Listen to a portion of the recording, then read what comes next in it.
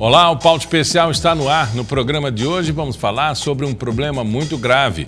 Em todo o Brasil aumentou o número de crianças entre 5 e 9 anos vítimas do trabalho infantil. Também vamos falar sobre um livro que analisa o discurso do sucesso no jornalismo de televisão.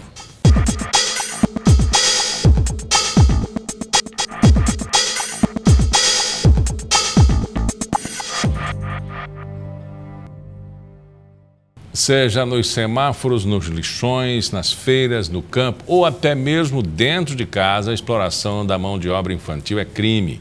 Infelizmente, esse tipo de trabalho vem acontecendo de maneira indiscriminada em todo o país. Segundo o IBGE, o número de trabalhadores precoces corresponde a 5% da população que tem entre 5 e 17 anos. E de 2013 para cá, o Brasil vem registrando o aumento de casos de trabalho infantil entre crianças nessa idade. O presidente da Comissão da Criança e do Adolescente da OAB de Alagoas, Alain Pierre, está comigo aqui no estúdio para falar sobre o assunto. Primeiro, criminalizar essa atividade é lei e isso tem que ser observado. Não é por acaso que a sociedade evoluiu até ponto de colocar isso, além da moral, como lei, não é? Verdade, Miguel. Primeiro eu queria agradecer à TV Educativa, o seu programa, que sempre busca as pautas em defesa dos direitos da criança e adolescente e informar a sociedade alagoana. A OAB agradece essa oportunidade.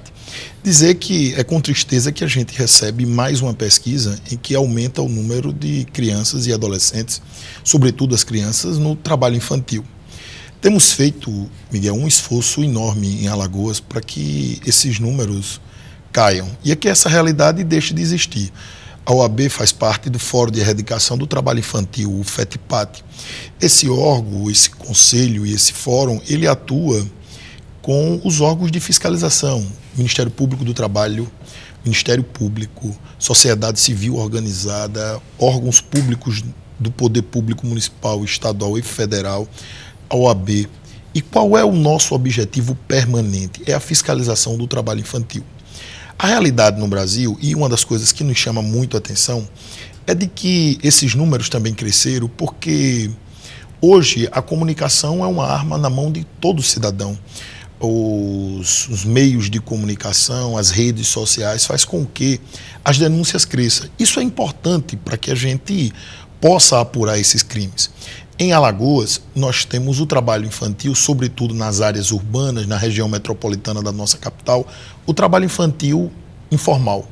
É aqueles que a gente encontra quando a gente sai de carro, quando a gente está no centro, quando a gente está em um bar, que é as crianças nos sinais, é as crianças nos bares, é as crianças vendendo flores, as crianças vendendo bala.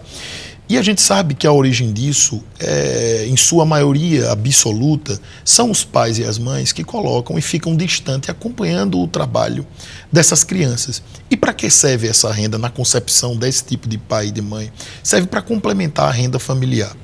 No nosso interior, nós temos na agricultura, na pecuária, em alguns casos, como na região de Maribondo, o trabalho infantil, a exploração do trabalho infantil, nas regiões de pedreira, como Maribondo, já diagnosticamos vários casos de crianças e adolescentes tendo a exploração do trabalho infantil na agricultura, na pecuária, fazendo trabalho que não devia. Ora, a nossa Constituição, a nossa Carta Magna, ela preconiza que é proibido o trabalho infantil, salvo na condição de jovem aprendiz que começa aos 14 anos.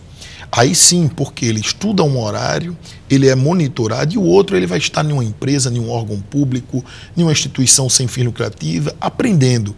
Mas o outro tipo de trabalho infantil, esse que a gente está discutindo aqui, que é crime, esse ele tem que ser erradicado.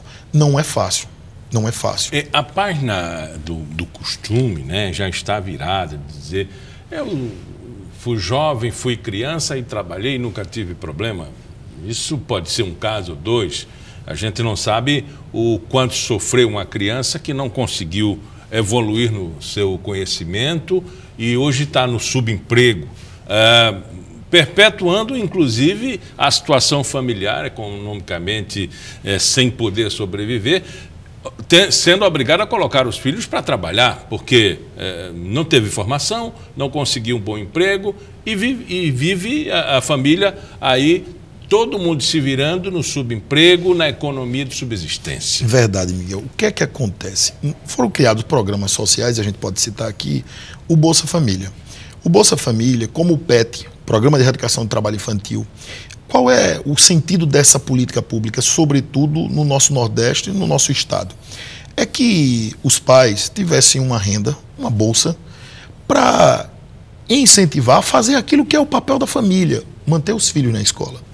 Quando você se depara com uma situação dessa, que você diagnostica uma família, os pais que botam os filhos para trabalhar e você faz as perguntas essenciais para entender o caso, ele diz, olha, a gente tem dificuldade de acesso à escola. Hoje saiu uma pesquisa da Unicef que é assustador o número de analfabetismo, o acesso à educação do nosso país. E essas coisas, Miguel, ela não anda separada. Não tem como você falar na diminuição ou na tão sonhada erradicação do trabalho infantil sem você garantir os direitos da criança e do adolescente. Os direitos que são primazias, que são necessários. O acesso pleno à educação. Sobretudo nas áreas de vulnerabilidade social, que é onde está o trabalho infantil, nos locais mais distantes, os povoados nos nossos municípios. O acesso ao esporte e à cultura. E também o acesso à qualificação profissional. Isso é fundamental. Somente nessa nova pesquisa do Unicef... E o acesso ao ensino superior. Exatamente. Somente 4% da população jovem tem acesso à qualificação profissional no nosso país. Então, o que é que a gente precisa ter? Nós precisamos andar junto, a sociedade, precisa que o poder público faça campanhas publicitárias, como não dê esmola, não ajude criança nos sinais, concordo. Mas efetivamente a OAB defende que o poder público, que detém o orçamento público, seja na esfera da União, do Estado, do município, efetive políticas públicas. Essas garantias não estão sendo ofertadas à população? De fato, essas garantias ainda não são uma realidade dentro do que a gente precisa. Nós não temos, você colocou muito bem, nós não temos a integralidade da escola em tempo integral. Então, até que a criança, quando consegue estudar, ela vai um horário e outro, ela vai fazer o quê? Nós não temos, aonde ela mora, o acesso pleno ao esporte e à cultura. Quando eu falo isso, é o acesso ao campo, o acesso a uma atividade esportiva, o acesso à cultura, que é fundamental, que é o complemento da educação pedagógica, daquilo que já está previsto. O que é que nós temos efetivado? Os órgãos de fiscalização, como eu lhe coloquei aqui. O Ministério Público do Trabalho faz um excelente trabalho. O Ministério do Trabalho, os auditores fiscais fazem um excelente trabalho.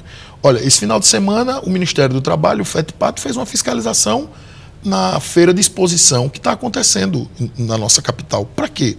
Para diagnosticar, para ver se tem, para orientar.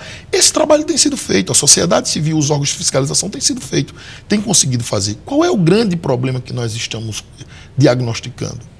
É que é o acesso aos direitos da criança e adolescente. Sobretudo, quando eu falo, a questão da educação, o acesso pleno ao esporte, o acesso à cultura. E isso já está provado. Todas as pesquisas a nível de Brasil, a nível local, demonstram que o orçamento efetivo para as políticas da criança e adolescente são poucos. Efetivamente, quando isso não é tornado políticas públicas sérias, você consegue ter o aumento do trabalho infantil. E como eu lhe falei, o que é que levou também? A oportunidade e o acesso à informação e o acesso a denunciar aumentou. Nós temos o Disque 100, nós temos o Ministério Público do Trabalho, nós temos o Fórum de Erradicação, que faz com que esses números sejam utilizados para que as denúncias cheguem até os órgãos competentes. E a gente sabe que há uma demora, né, dos institutos em divulgar as pesquisas, né, tanto o Unicef quanto IBGE, enfim, os institutos todos. Mas o agravamento da crise financeira com as famílias endividadas e sem emprego, isso pode aumentar ainda mais essa situação? Ah, sem dúvidas. Olha, as famílias de área de vulnerabilidade social foram bastante afetadas. Houve corte nos programas nos programas sociais, de renda, todos. Exatamente. Né? E nós tivemos assim uma paralisação na área da indústria e da construção civil a nível de Brasil. E muitas famílias, os pais, dependem do trabalho nessa área, da indústria, da construção civil. E uma hora que o desemprego assola, o primeiro mal do desemprego nas camadas mais pobres da nossa sociedade. Consequentemente, quando isso acontece, a renda familiar deixa de existir. Eu acho que as pesquisas pecam porque elas não detectam as razões, elas só trazem números. Aumentou o número de trabalho infantil, as crianças de 5 a 9 anos estão no mercado de trabalho, os pais estão jogando seus filhos. Mas por quê? Por que isso está acontecendo, né? Verdade, Miguel. Eu sempre digo isso. As pesquisas, elas trazem as estatísticas, trazem números. Parecem até que a gente está tratando de matemática. Olha, quando a gente fala, aumentou o trabalho infantil, tantos por cento, isso é importante, é um diagnóstico importante. Mas sabe o que é mais importante? É você diagnosticar a causa. E você ir em cima. Agora, qual é o grande problema? Eu só colocaria mais uma pergunta com 3 opções. Desemprego, opção, né? Você tem, por acreditar naquilo ali, ou outros. Exatamente. Mais uma pergunta. Exatamente. E aí é onde é que a gente se preocupa. Se você criar programas sociais, como o Bolsa Família e outros programas, somente para dar renda àquela família e, consequentemente, à criança e ao adolescente, isso só não se resolve. A Bolsa, ela é para aquele momento. Você vai ajudar o programa? Vai. Mas cadê a efetivação das políticas públicas? Então, é essa a realidade que você está colocando. A geração de emprego e renda influencia na redução do trabalho infantil? Então influencia. A falta de acesso na casa, próximo da minha casa, de uma criança ou adolescente, do acesso ao esporte e à cultura influencia? Influencia. A falta de informação influencia? A falta de 100% da escola em tempo integral influencia? É esse o diagnóstico.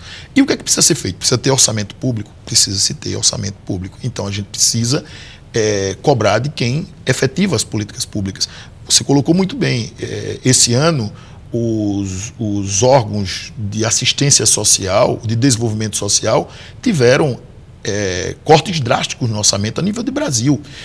Efetivamente, o Ministério do Trabalho também está se falando na possibilidade da extinção da Justiça do Trabalho.